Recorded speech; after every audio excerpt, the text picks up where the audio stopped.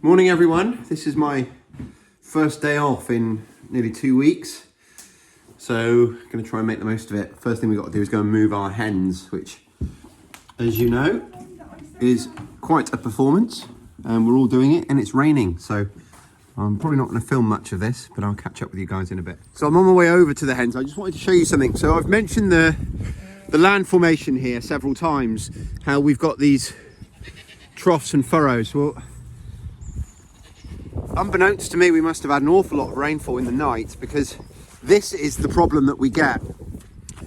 This is basically a little river running right down through our property in one of the depressions in the ground. It doesn't take a lot, you know, we've had relatively dry weather for a week or so. When we had all that cold weather, we've had a little bit of rain last few days. We obviously had a lot last night, and then we just get this awful puddling. And you know, it's on every one of these depressions that it runs up and down our property like this, and it just destroys the ground in no time. So I mean, you can see the dark patches in the ground every low point and how they run up and down, and there's not really anything we can do about it.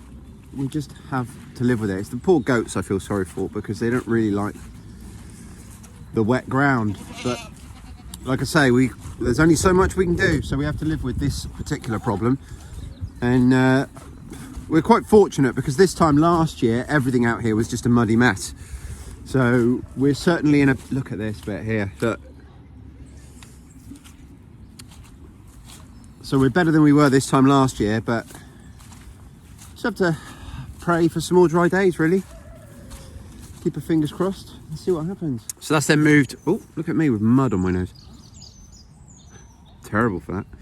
So that's then moved onto fresh ground now. They've got some lovely grass again, and we're on the top of a rise, so hopefully that'll last them a little while. The other thing is, we're 10 chickens lighter in here now, because we took 10 out of that set of hens where the ground is worse, and they're living in one of the polytunnels at the moment. So that's actually working okay. The only thing that makes it so difficult and so horrible is having to move all of that netting, that additional netting. The netting for the avian influenza regulations, the bird flu regulations.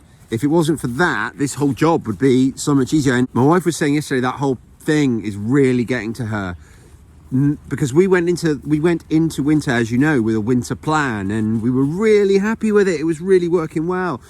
And with regards to the hens, you know, the plan was to have, by this winter, 2 big mobile trailers, 2 sets of electric fencing, so we can just constantly move them really easily, as you've seen me do several times before the bird flu pandemic. And it was going really well, and my wife says it's really getting to her now. Every time she comes out to do the animals, because she does all the early animal feeds and animal care, she gets up and does that first thing. And a combination of the fact that we were prepared this winter, we went in with a winter plan we were really happy with, and we can't use it because effectively our winter plan was to have really easy mobile chicken units that we could just move really easily in like half an hour each, and that's not happening. And then because of that, we're not able to move them as frequently, so the size that they're confined to is smaller because of the netting, and it's just really getting to my wife. She said, you know, she hates seeing them in those conditions, and we're doing all we can. That's all we can do. We're doing all we can, and it should get better now that we've thinned that flock down by putting 10 of them in with the polytunnel.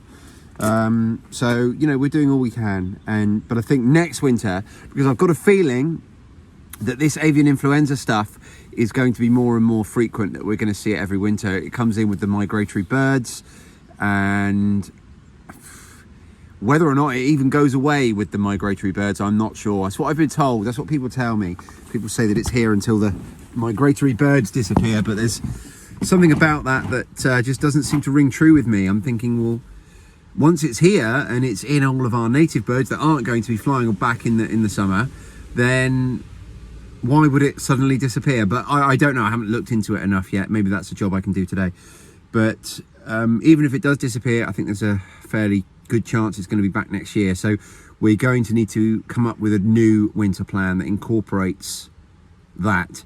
And one of the things we're desperately short of here overall on this property is outbuildings. We don't have any outbuildings beyond some really tiny stuff. Like we've got one proper shed with a door. We've got one, and that's where we keep some of our animal stuff. We've got another little tiny shed with no doors. It's more like a bus shelter. It looks like a bus shelter. And that's where I keep some of my tools.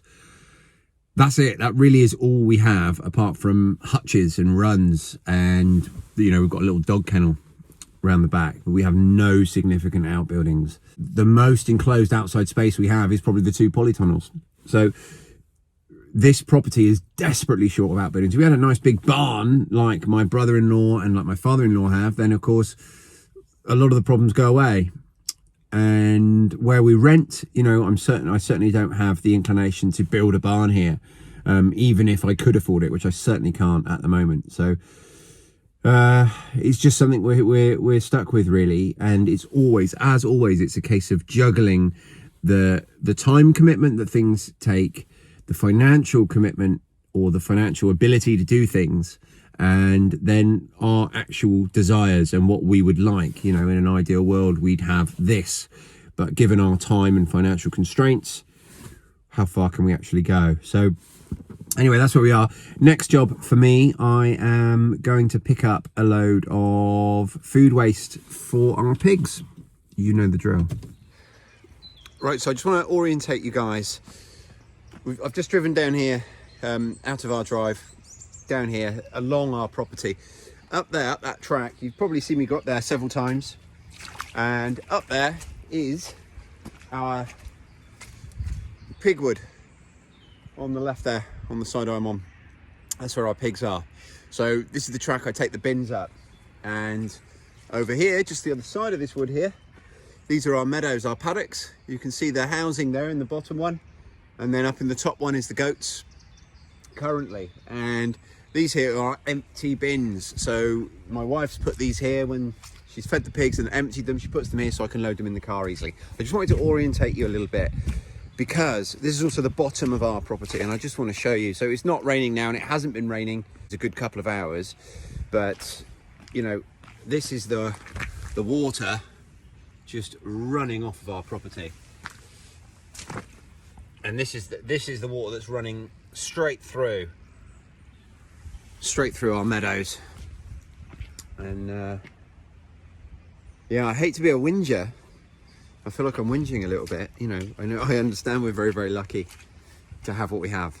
I don't lose sight of that for a second. But these are the challenges that come with it. You know, it's not all simple and straightforward. It's not all fairy tales. I'm under no illusions. They're challenges I'm super fortunate to have, and they're ones I enjoy battling, if you like. But there are times when you've got wet toes, when you just like a bit of dry grass, you know. Anyway, that's the 2 that I need now. Let's head off. So you've seen me come and collect this several times. It's you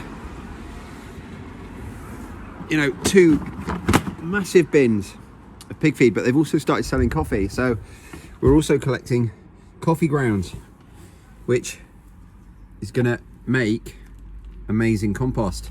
So it's a really good addition to our compost pile, actually, because we've got so much other things that we're producing, like ash and stuff. So it's great to have the coffee grounds to go in there as well. So we're not only getting all this free food that we're effectively going to turn into protein, we're going to turn it into pork, but also we're getting additional organic matter for the garden, which is going to increase the humus and the nutrient levels and everything else. So it's, you know, so important. This part of what I do is so important.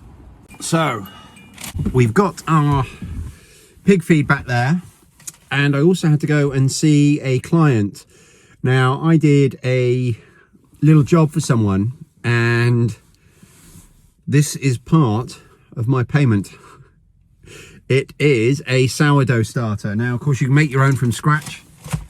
But this one, I've been told, and well, I've not more than I've been told, another part of my payment was in a loaf of sourdough, and it was amazing. So in the past, I've baked sourdough before, And like lots of things, it's something that I haven't been able to encourage my entire family on board with. So my friend said, try this loaf. And we took it home and everybody liked it. So, I mean, and that's huge news for me, particularly with these challenges coming up that I've got planned where I want to just eat off only things I can produce myself. So if I can get the whole family on board with sourdough and this particular loaf, I'm going to be really, really excited. So I picked up this sourdough starter. Now, as I said, you can make your own. It's really quite simple.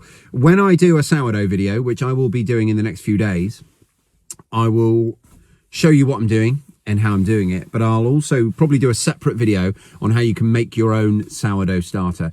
Sourdough bread is bread you can make with one ingredient, just flour. That's the only thing you need, and then obviously water from your tap.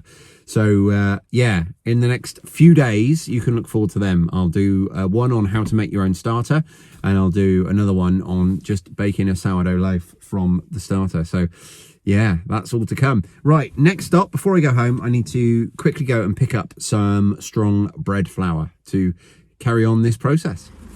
Okay, that's the pigs fed. And they've got some fruit today, which is your favourite, isn't it, love? Some grapes and some oranges, and they do love all that.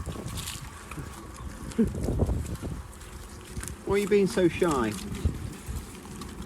So I'm trying to not just mum, but this boy here. I'm trying to tame him up a little bit. Not tame him, he's perfectly tame, but just get him used to being stroked and fiddled with, because they're here long term and I want them to be super friendly. So, and the reason we're keeping that one is he is a bigger pig, so good to breed from, obviously, but also, you know, when they were delivered to me, I don't know if you remember, Seb, the young boy who came, him and his mum, they pointed him out as a really good specimen, and yeah, a really good example of the breed, I suppose. So that's our breeding pair. And back to the house. So I've got to take in the flour. I've got a big bag of flour that I'm going to be using for sourdough. Got to take in the starter, and then I'm probably going to have a coffee. I'm still on decaf, so I've been on decaf for, I don't know, a couple of weeks now, and no problems. Not really, don't notice it. I have one regular coffee in the morning, first thing, and that's it. So hopefully this is my route to coming off decaf, because I think September, I've chosen September. I'm going to do several challenges this year, but one of them is going to be a month-long challenge, and that is September. And in September, I'm going to eat and drink nothing that I can't produce here in my garden. At least that's the plan. And the only caveat to that, the only exception, is I'm going to be able to trade, no cash trades, but I'm going to be able to trade eggs, barter for some other things. So my plan at the moment is just to trade some eggs for some flour at the bakery next door. And other than that, at least as it stands right now, that's it. That's going to be the only thing that's sort of brought in that's not produced here. So we'll have to see how that goes, but that's the plan at the moment. And I'm doing it in September because that's the time when I'm going to have the most readiness insofar as crops that we grow. So at the moment, we've got a few potatoes left over in root cellar, but not many. And if I try to do it now, I'd very, very quickly run out of potatoes. And I think potatoes are going to be making up quite a big part of my diet. So yeah, it's to give me a chance to stock up in lots of potatoes, I think. So obviously I'll keep you guys informed on that. But yeah, something to look forward to in September. Okay, so I didn't get a lot else done today, to be perfectly honest, because another side effect of working as much as I have been is there's lots of other bits and bobs that need doing. So we had to do a parcel return. So we had to go to the Hermes drop-off point and just all sorts of running around and things like that. So I've done all that, and the time now is 6 p.m. So sourdough, I'm going to be baking sourdough tomorrow. So I'm going to take the starter. I've had it in the fridge since I got home, and I'm going to basically let that warm up, and we're going to add a load more to it. Like I say, in a completely separate video, I will do my entire sourdough recipe and everything else. But for now, all you need to know is I'm going to weigh it out, and then basically in about an hour or two, when it's warmed up, or more when it's the right time, because you want to leave it, once once I've added the flour and water and fed it, basically, you want to leave it between 10 and 12 hours. Well, our temperature in our house is a little bit lower than most, so we're going more on the 12 to 11 hours. So I'm going to do it around 7 o'clock. So when I get up tomorrow morning, it'll be ready for the next stage. So what I need to do now is just weigh how much I'm going to get out of this jar, how much of this starter. It was 120 grams went in, but I need to transfer it into a bigger container. And this is going to be the container that I keep it in. I'm just going to get the rest of this out with a spoon. Right, so there we go. We've got 106 grams. So we're going to measure 106 grams-ish of flour, just plain flour, bread making, strong bread flour, and 106 grams of water. And I'm going to put that to one side, and then basically in about an hour and a half, we're going to mix them all together, and then that's going to be the starter fed, what they call fed. And then when I wake up tomorrow morning, we'll be ready to start making our actual loaf of sourdough, and I'm very, very excited about that. So that's going to wrap it up for today, and you can expect a bit more coming over the next few days because I'm also off work tomorrow, Sunday, and I've got some ideas planned for that. So speak to you guys soon.